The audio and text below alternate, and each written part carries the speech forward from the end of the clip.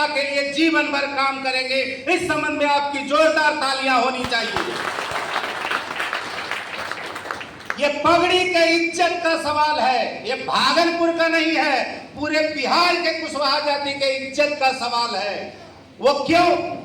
आज हम लोग यहाँ पर कार्यक्रम मनाने के लिए आए हैं कि जगदेव बाबू का जो शहादत हुआ है उसके लिए श्रद्धांजलि सभा करने आए हैं और साथ ही साथ कुशवाहा मिलन की बात करने आए हैं। और इसका सबसे बढ़िया उदाहरण भागलपुर ने दिया है।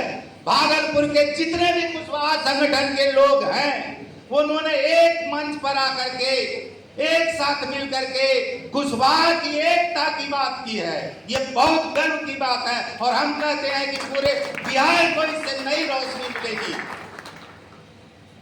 दूसरी बात, जगदेव बाबू से पहले आप देख लीजिए कि जो बैनर हम लोगों ने बनवाया है उसमें दाहिने तरफ 3 लोगों का चित्र है।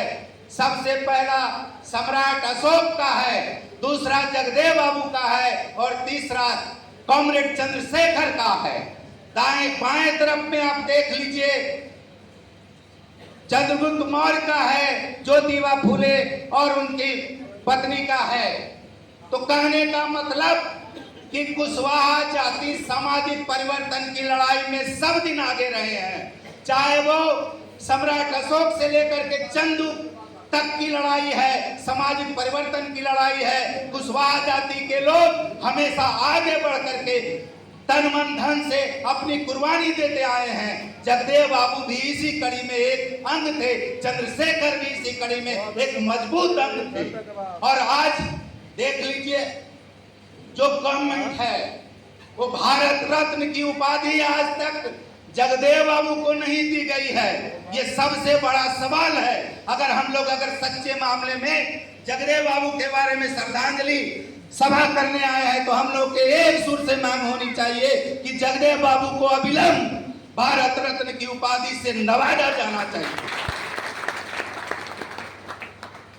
आप देख लीजिए, हम लोग सिर्फ कहते हैं, अभी कुछ लोगों का मैं वक्तव्य सुन रहा था, कुछ लोगों का कहना था कि बड़े लोग चले जाते हैं और छोटे का ध्यान नहीं रखते। मगर इस बात का सारे लोगों को ख्याल रखने की जरूरत है, क्योंकि समाज में सामंजस्य बिठाने की जरूरत है। हमारे बगल में बैठे हैं डिस्ट्रिक्ट एग्रीकल्चर अफसर जो समाज के लिए सब दिन लड़े हैं, तो फिर ये सवाल क्यों उठाते हैं भाई? आप जो जनता है कुशवाहा जाति के, वो लोग क्या करते हैं? सिर्फ सवाल उठाते हैं, एकता की बात नहीं करते। अगर कोई जिले में पदाधिकारी हैं, अभी उद्घाटन के लिए हम लोगों ने नाम रखा था धनंजय बाबू जो इस जिले के सिविल एसडीओ हैं, मगर उनको कहा गया कि कुशवाहा मिलन की सवाल पर भाई आपकी नौकरी जा सकती है। दूसरे लोग, दूसरी पार्टी के लोग हर सवाल करेंगे कि एक नौकरी पेशा में रहने के बाद कुशवाहा की एकता क्यों करते हैं। यह उनके नौकरी के खिलाफ बात है, इसलिए उन्होंने सिर्फ शुभकामना संदेश दिया, फिजिकल रूप में नहीं आए। आप देख लीजिए कि महेंद्र बाबू डिस्ट्रिक्ट जज रहे धनबाद में, झारखंड विधानसभा के सचिव रहे और वो फिर भी हमारे बीच में है, जनता के बीच में है। मगर कुशवाहा जाति के लोग बात ज्यादा बनाते, कुशवाहा जाति के लोग ज्यादा बात बनाते हैं ये कि जब तक नौकरी में था तब उसको समाज का याद नहीं आया, नौकरी से रिटायर करने के बाद उसको समाज की याद आती है। ये कतई गलत बात है। मैंने सैकड़ों ऐसे लोगों को देखा है कि जीवन के शुरुआती दौर से भी उन्होंने अपने लिए ही नहीं समाज के लिए संघर्ष किया, लड़ते। उदाहरण के तौर पर दिनेश बाबू का नाम, सैकड़ों कुशवाहा के बारे में मैं जानता हूं जिनको कि बहुत सारा हर दृष्टि से नौकरी से रह करके भी उन्होंने मदद किया। मेरे आदर्श रहे हैं आदरणीय महेंद्र बाबू जो डिस्ट्रिक्ट जज रहते हुए भी झारखंड में कुशवाहा का परचम लहराया है। तो यह कहना कतई सच्ची नहीं लगती है बातें। हो सकता है कहीं पर गलतियां हो सकती है, मगर इसी बात को अगर दोहराया जाता है तो कुशवाहा की एकता, कुशवाहा के सवाल पर हम लोग दूर हटते हैं। मैंने कहा दाहिनी तरफ आप देख लीजिए सम्राट अशोक, जगदेव बाबू और चंदू की तस्वीरें। आपके मन में सवाल आना चाहिए कि आखिर ये 3 तस्वीरें क्यों है।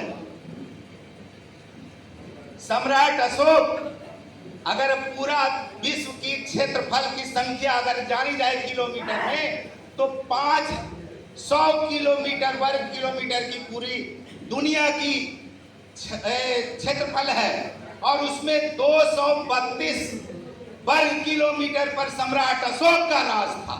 और उसने अपने राजकाल में सैकड़ों विश्वविद्यालय बनवाए हैं, हजारों स्कूल खुलवाए हैं, शिक्षा का पूरा बहाव केंद्रित किया। उस समय न तो इंग्लैंड में न अमेरिका में कोई तरह का विश्वविद्यालय नहीं था, और उसके जो दरबान होते थे विश्वविद्यालय के, उनसे शास्त्रार्थ होता था, और उसके बाद जब उनको हराते थे तब उसमें उसका एडमिशन होता था। आप सोच लीजिए कि कैसे तरह के शिक्षक थे, किस तरह के, किस मजबूत, किस विचारधारा के लोग थे। उस समय हमारे लोगों की शिक्षा का स्तर कितना अच्छा था, और आज क्या है। उसी तरह से आप देख लीजिए जगदेव बाबू जब आए समाज में, उन्होंने बहुत सरल और सुभग, एकदम आसानी से समझने वाला नारा उन्होंने बनाया। उनका नारा था, 100 में 90 तो कहते ही हैं, साथ ही साथ उनका नारा था, 2 बातें हैं मोटी मोटी हमें चाहिए, इज्जत रोटी। यानी अगर रोटी हमको चाहिए तो इज्जत के साथ, बेइज्जती के साथ नहीं, इज्जत के साथ हमें रोटी चाहिए। उनका एक नारा और बहुत महत्वपूर्ण था, मानवता की क्या पहचान, ब्राह्मण भंगी एक समान। इस तरह का नारा उन्होंने लगाया, और उनके नारे कुशवाहा जाति से ज्यादा उनके विरोधियों को संगठित करने का काम किया, और इसी कारण से उनकी आवाज दबाने के लिए उनकी हत्या कर दी गई। उसी तरह से जेएनयू में पढ़ने वाले चंद्रशेखर